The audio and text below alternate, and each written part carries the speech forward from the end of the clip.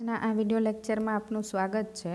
Student, આગળના ઘણા વિડીયોઝમાં આપણે ગ્રામર ટોપિકનો અભ્યાસ કરી રહ્યા છીએ, એ આપ જોઈ રહ્યા છો, right? Then next today we will continue our grammar topic chapter number 5 because and therefore, right? Because એટલે કારણ કે અને ધેરફોર એટલે તેથી. હવે આ બંને શબ્દોનો ઉપયોગ આપણે ક્યારે કરવો એ સમજવા માટે આપણે પ્રથમ તો ગુજરાતી ભાષામાં જોઈએ જ છીએ, રાઈટ? ગુજરાતી ભાષાની અંદર આપણને ખબર છે કે ક્યારે આપણે કારણ કેનો ઉપયોગ કરી શકીએ અને ક્યારે આપણે ધેરફોર એટલે કે તેથીનો ઉપયોગ કરી શકીએ, રાઈટ? જ્યારે પરિણામ આપેલું હોય કે ભાઈ કોઈ પણ ઘટના બની છે તો એનું કારણ શું છે, ત્યારે બીકોઝનો ઉપયોગ કરીએ છીએ. બીકોઝથી એ કારણને જોડીએ છીએ, રાઈટ? અને કારણ પૂછીએ છીએ. કારણ હોય કે ભાઈ આના કારણે આ થયું છે, રાઈટ? તો ધેરફોર આવે કે તેથી એનું પરિણામ આ આવ્યું, રાઈટ? એ રીતે આપણે બીકોઝ અને ધેરફોરનો ઉપયોગ કરીએ છીએ. બીકોઝ એટલે કારણ કે. એક્ઝામ્પલ્સ આપેલા છે. ફર્સ્ટ છે, Sneha will not come to school.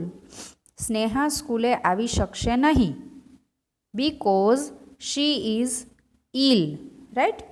તે બીમાર છે. આપણે જોઈએ છીએ કે પહેલાં આપણને પરિણામ આપેલું છે કે સ્કૂલે આવી શકશે નહીં, એ પરિણામ છે ને. તો એનું કારણ શું છે? તો કારણ જાણવા માટે આપણે બીકોઝનો ઉપયોગ કરીએ છીએ કે બીકોઝ સી ઇઝ ઇલ, કારણ કે તે બીમાર છે, રાઈટ? સેકન્ડ એક્ઝામ્પલ છે, નીતિન ઇઝ સેડ. નીતિન ઉદાસ છે બીકોઝ, કારણ કે હી લોસ્ટ ધ મેચ. તે મેચ હારી ગયો, રાઈટ? હવે આ વાક્યમાં પણ આપણને પરિણામ આપેલું છે કે નીતિન ઉદાસ છે, પણ એનું કારણ શું? કોઈ પણ વાક્યમાં કોઈ પણ ઘટનાનું કારણ જાણવા માટે આપણે બીકોઝનો ઉપયોગ કરીએ છીએ, કારણ કે તે મેચ હારી ગયો છે. હી લોસ્ટ ધ મેચ. હવે ધેરફોર આપેલું છે એટલે તેથી, પરિણામે, રાઈટ? તો ધેરફોર એટલે તેથી અથવા પરિણામે. હવે એ જ વાક્યો છે બંને. સ્નેહા ઇઝ ઇલ. સ્નેહા બીમાર છે, રાઈટ? તો શું થયું? તો તેનું પરિણામ શું આવ્યું? તો કે therefore she will not come to school. તેના પરિણામે તે શાળાએ નહીં આવે અથવા તેથી તે શાળાએ નહીં આવે. સેકન્ડ છે, Nitin lost the match. Nitin match હારી ગયો. Therefore he is sad. તેથી તે ઉદાસ છે, રાઈટ? બંને શબ્દોને યોગ્ય રીતે મૂકવા જરૂરી છે. જો આપણને આગળ પરિણામ આપેલું હોય અને કારણ જાણવું હોય તો બીકોઝથી પૂછી શકાય પ્રશ્ન, અને બીકોઝ આવે જવાબમાં બે વાક્યને જોડવા માટે. અને ધેરફોર ક્યાં આવે?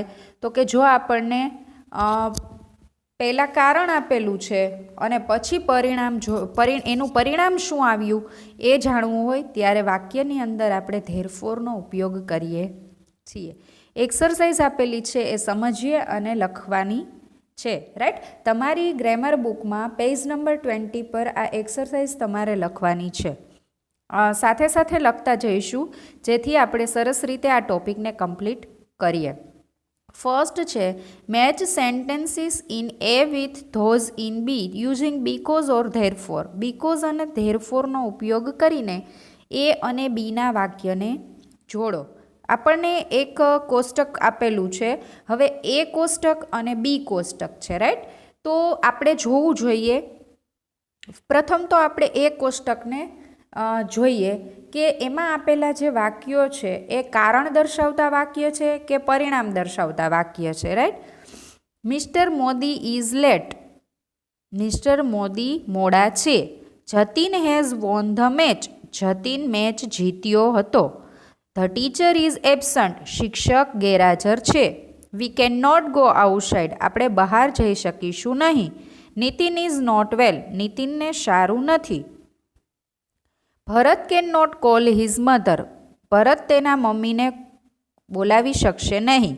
Mother is angry. મમ્મી ગુસ્સે છે. I can not come for the picnic. હું પિકનિકમાં આવી શકીશ નહીં. Nita is happy. નીતા ખુશ છે. ગ્રાન્ડફાધર ઇઝ ટાયર્ડ, ગ્રાન્ડફાધર થાકેલા છે. હવે એમાં આપેલા વાક્યને આપણે બીના વાક્ય સાથે જોડવાના છે, રાઈટ. હવે નીચે આપણને આપેલી જગ્યાની અંદર આપણે આ વાક્યોને લખતા જઈશું, રાઈટ. 5 છે એ તમને રેડી કરીને આપેલા છે સ્ટુડન્ટ, કે જેથી કરીને બીજા 5 તમે તમારી જાતે લખી શકો, રાઈટ. તમે શ્યોર નથી તો તમે એ આન્સર્સ પેન્સિલથી લખી શકો છો.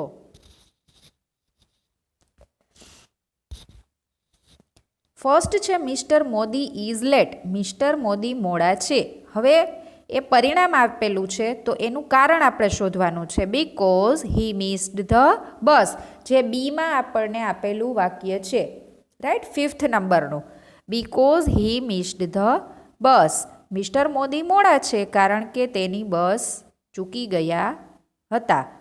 Jatin has won the match, Jatin match જીત્યો હતો. ધેરફોર તેથી he will get a gold medal, તેથી તે ગોલ્ડ મેડલ મેળવશે, રાઈટ. હવે આપણને પરિણામ આપેલું છે કે કારણ આપણને આપી દીધેલું છે કે Jatin has won the match, Jatin match જીત્યો હતો, તો આપણે પરિણામ, તેના પરિણામે એ શું કરશે તો કે એ ગોલ્ડ મેડલ મેળવશે.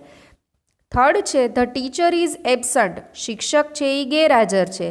ધેરફોર તેથી there will be no test today, તેથી આજે કોઈ પણ ટેસ્ટ હશે નહીં, રાઈટ.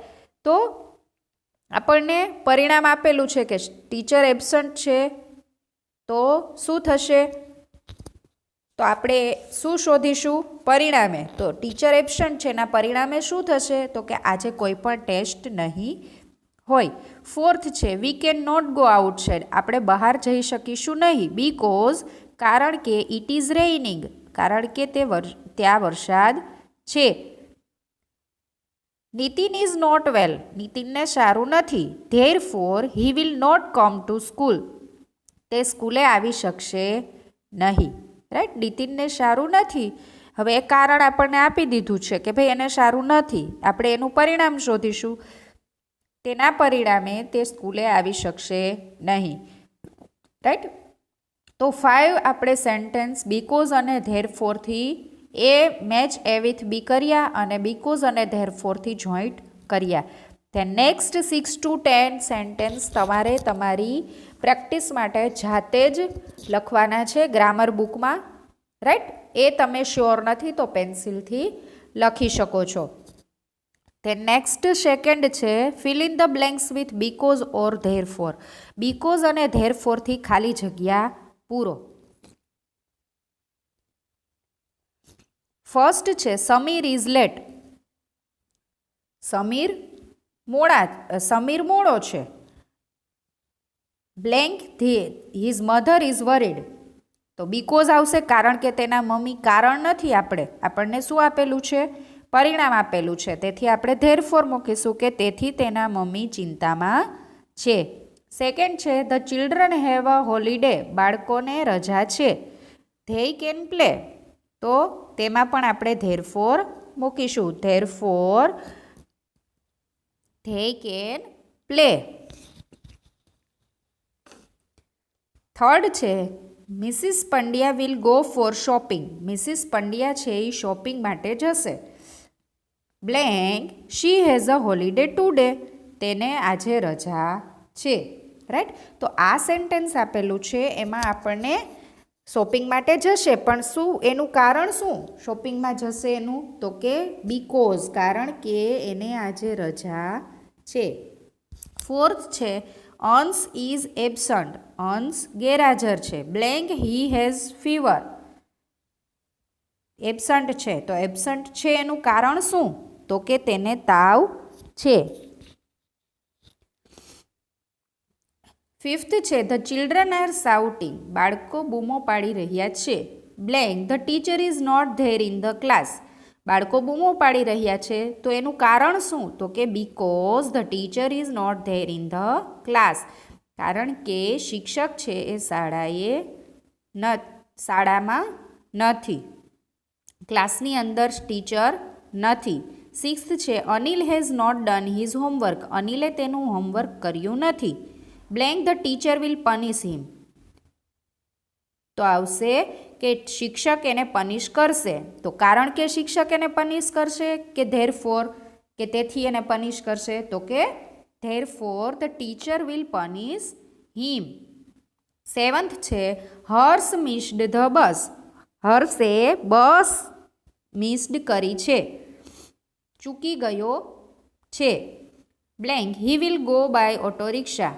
તે ઓટો રિક્ષામાં જશે. તો ધેરફોર તેથી તે ઓટો રિક્ષામાં જશે.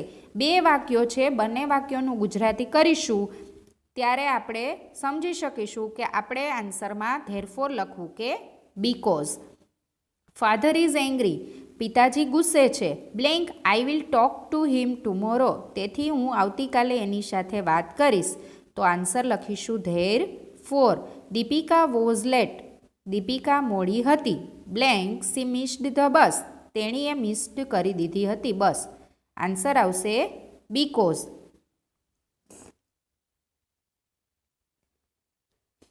Ram was tired. રામ થાકેલો હતો. Blank he did not play with us. તેથી તે આપણી સાથે રમી શક્યો ન હતો. તો આપણે લખીશું આન્સર ધેરફોર. રાઈટ. હવે 10 બ્લેન્કના આન્સર આપણે સમજ્યા. ત્યારબાદની નેક્સ્ટ 10 બ્લેન્કના આન્સર આપણે આપણી પ્રેક્ટિસ માટે જાતે જ લખીશું. રાઈટ. પેન્સિલથી લખશો તો આન્સર્સ ચાલશે. રાઈટ. તે નેક્સ્ટ છે 3rd write the sentence using because and therefore. હવે 2 સેન્ટેન્સ આપેલા છે, એને બીકોઝ અને ધેરફોર બંનેનો ઉપયોગ કરીને વાક્ય બનાવવાના છે. હવે જ્યારે બીકોઝનો ઉપયોગ કરીશું ત્યારે આપણે પરિણામ દર્શાવતું વાક્ય પહેલાં લખીશું અને કારણ બીકોઝ પછી લખીશું. જ્યારે ધેરફોરનો ઉપયોગ કરીશું વાક્યમાં ત્યારે પરિણામ ધેરફોર પછી લખીશું અને કારણ પહેલાં લખીશું. રાઈટ. બંને વાક્યોને એક્ઝામ્પલ દ્વારા સમજીએ એટલે આપણે સારી રીતે સમજી શકીએ. પણ ખાસ યાદ રાખવું, જ્યારે આપણે કોઈ પણ વાક્યનો જવાબ લખીએ છીએ ત્યારે પ્રથમ આપણે એ વાક્યનું ગુજરાતી કરીશું, ગુજરાતીમાં સમજીશું અને ત્યારબાદ તેને ઇંગ્લિશમાં લખીશું. 2 સેન્ટેન્સીસ આપેલા છે. Do not drink impure water. Impure water એટલે કે અસ્વચ્છ પાણી તમારે પીવું જોઈએ નહીં. It causes diseases. તેના પરિણામે રોગ થાય છે. રાઈટ. તો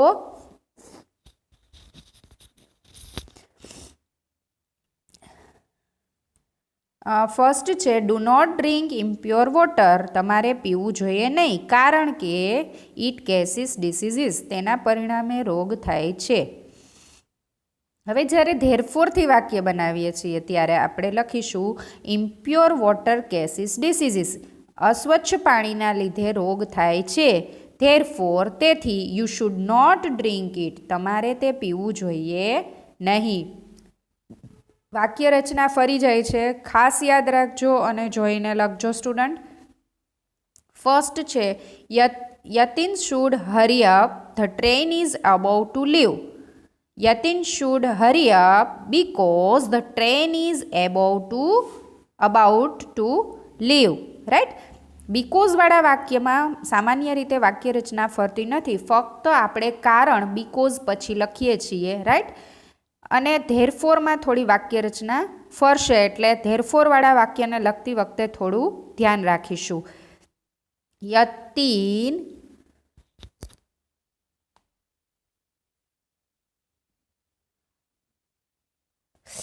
ત્યાં લખીશું the train is about to leave. Therefore Yatin should hurry up. Right. First આપણે સેકન્ડ ધેરફોરવાળું વાક્ય છે એમાં ધ ટ્રેન લખીશું. યતિન ટ્રેન છે એની બદલે the train. The train is about to leave. Therefore Yatin should hurry up. Right. Second છે we should save water. It is our lifeline. Answer લખીશું we should save water because it is our lifeline. આપણે પાણીને બચાવવું જોઈએ કારણ કે તે આપણી જીવનદોરી છે. Water is our lifeline. Therefore we should save it. Right. Third છે Umang will come early. The teacher comes at 8 AM. Answer લખીશું ઉમંગ વિલ કમ અર્લી. ઉમંગ વહેલો આવશે. બીકોઝ કારણ કે the teacher comes at 8 AM. કારણ કે શિક્ષક છે એ 8 વાગ્યે આવશે. The teacher comes at 8 AM. શિક્ષક છે એ 8 વાગ્યે આવશે. ધેરફોર તેથી ઉમંગ વિલ કમ અર્લી. ઉમંગ વહેલો આવશે.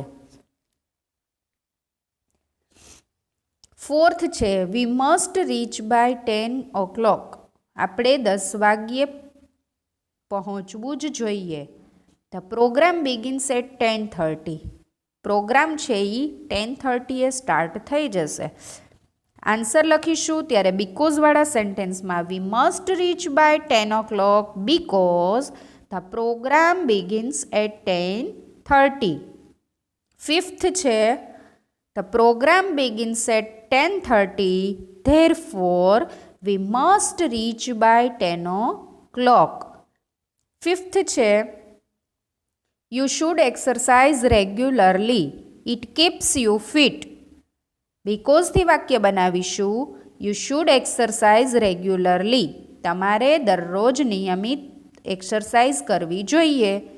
કારણ કે ઇટ કીપ્સ યુ ફિટ. તે તમને ફિટ રાખે છે.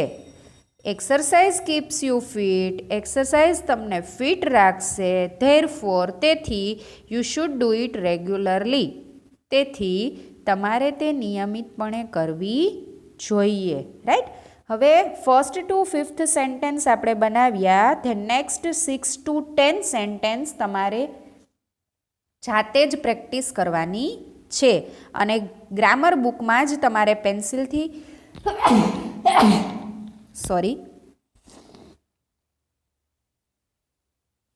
ગ્રામર બુકમાં જ જાતે જ તમારે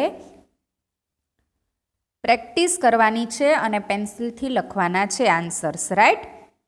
thank you students. I hope આજનો ટોપિક આપણે સરસ રીતે સમજી ચૂક્યા છીએ.